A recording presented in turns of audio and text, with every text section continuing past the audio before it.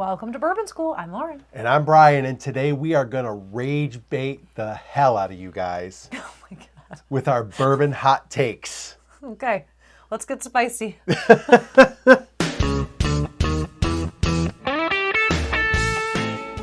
All right, Brian. Yes. People are either going to be like rage typing or nodding in agreement with some of these. So let's get to the first one. Okay. What's your first hot take? Okay. So I don't know that this, and really, I think I'm going to make the assumption that most people are going to agree with this one. So the first one, and this is something that I've said for a while now, is that Larceny Barrel Proof is better than Elijah Craig Barrel Proof at this point. I just like We've kind of been on the downward spiral with Elijah Craig. Yes, sure. I just think it is like as Elijah Craig has done this, Larceny has done this, and I just think it's a better bottle right now. Yeah. It's a better value because it's about $10 or $20 cheaper than the Elijah Craig Barrel Proofs. And the Elijah Craig Barrel Proofs have so much hype behind them, and they just, like, in the last year, haven't really lived up to the hype. Do you think people are just collecting them to collect them at this point? I don't know. I think people are like, it's like when they say people are pot committed, right? Like, I've just got to keep getting them. Yeah. Like, I don't have that. I would say 10 years ago, Brian would have been like, I got to have every single one. Now, after, you kind of learn and get fooled a few times, you don't really feel like that anymore. I will definitely try them all before I buy them. But like the Larceny Barrel Proofs, I think are just better overall. And I've noticed that they're actually starting to become, some batches are starting to become a little harder to find because I think other people out there are onto this. I don't think we're loners on this one.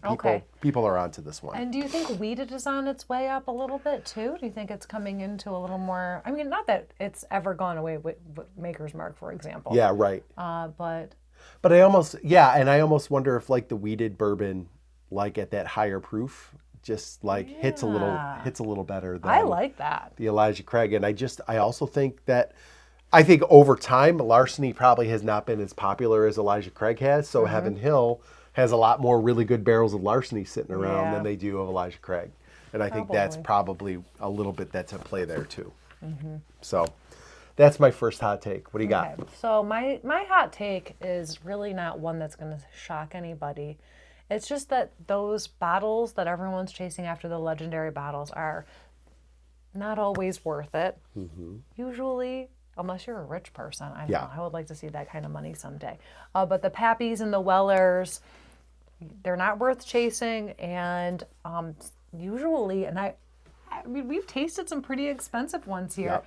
Usually they're just, you can find something comparable and people are just chasing brands. Yes. When they look for those things. I think for the most part, and I don't think this is a hard and fast rule, but for the most part, those are bottles of disappointment. Like, and the one that really, there's actually two, and I don't mean to pick on Buffalo Trace here, but there are actually two that I think people really go nuts for and I just don't get.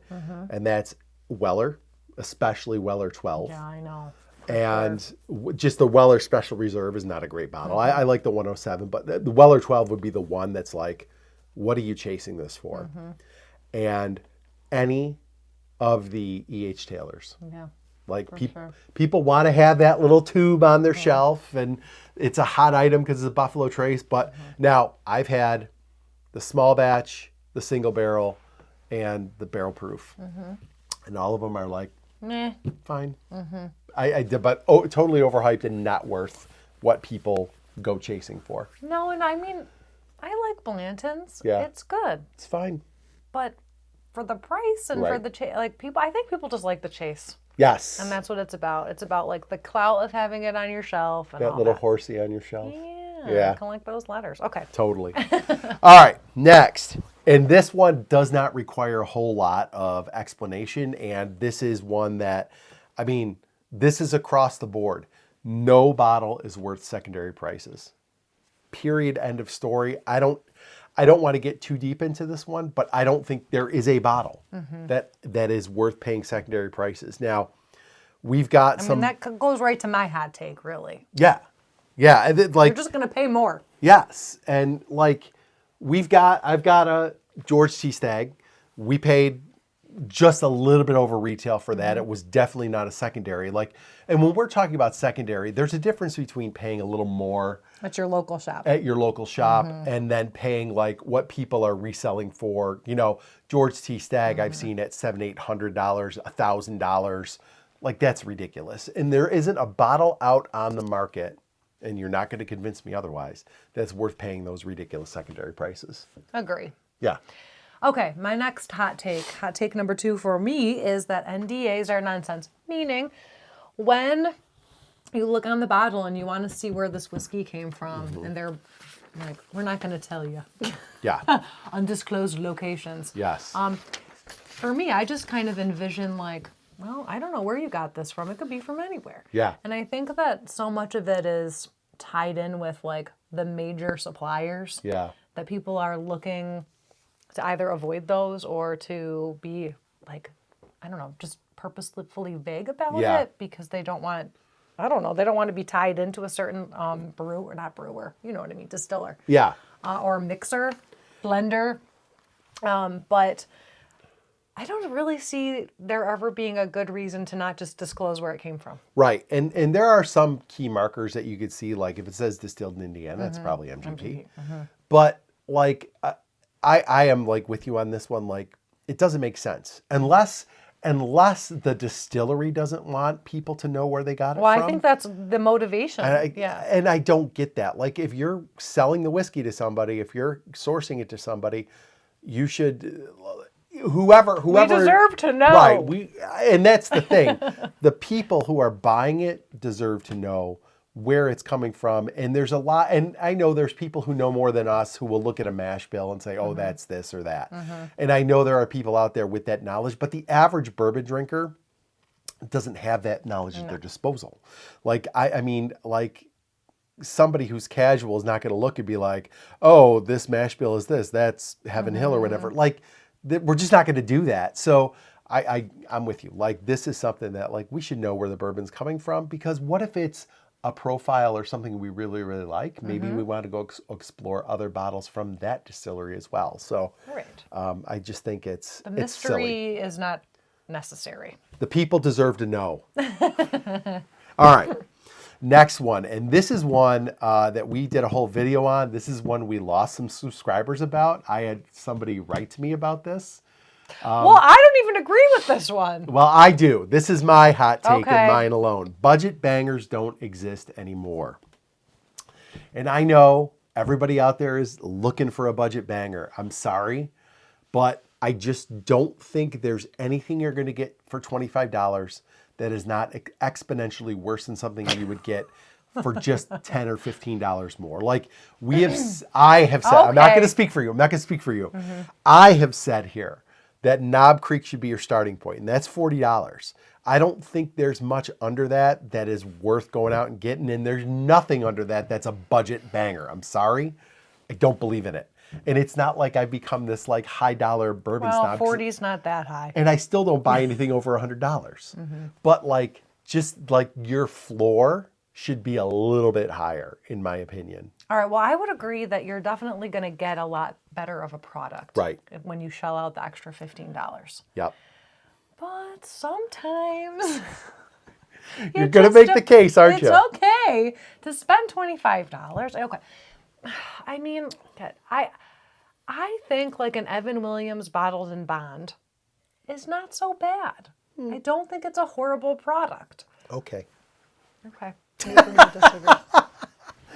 All right, I have my Let's do our last one. And with this is actually going to trickle into the one we just talked about. Yes. Okay, so the last hot take we have is that special releases are ruining regular shelfers.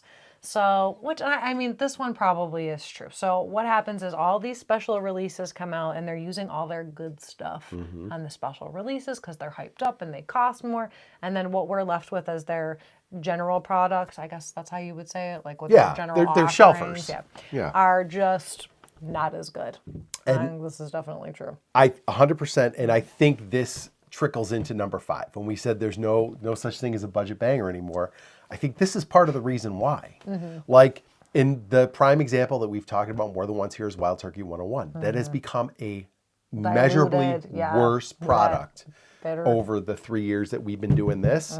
And I don't think it's a surprise that Wild Turkey does a lot of special editions. They did the special edition Jimmy Russell. They did the special, well, now the 8-year 101, all these different Master's Keep and the Russell's 13 and all this stuff.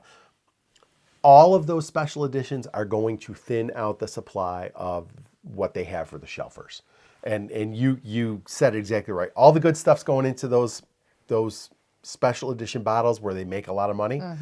And like it trickles down to the shelfers, they're just not as good. And that's a shame because you want your like flagship bottle to Right. be really good Well, and consistent. yes. And the shelfers are what make people Stick with the product. yes. Like you drink Maker's Mark and you get the special releases and all that stuff in the store picks because at one point you had a bottle of just regular old Maker's Mark and it was good and you were like, this is a good brand for me. And if you start diluting that regular shelfer, you're going to turn off a lot more people that are going to climb up the ladder to your better stuff. So Right.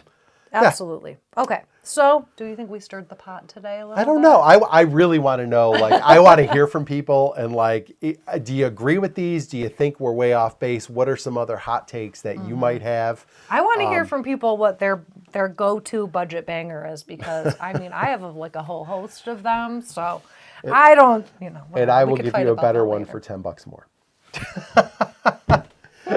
All right, guys. If you like the video, please make sure you like, subscribe, share, and hit the bell for notifications. So you never miss another episode of Bourbon School. Cheers. I don't have water. Oh, this is bad luck. Lame.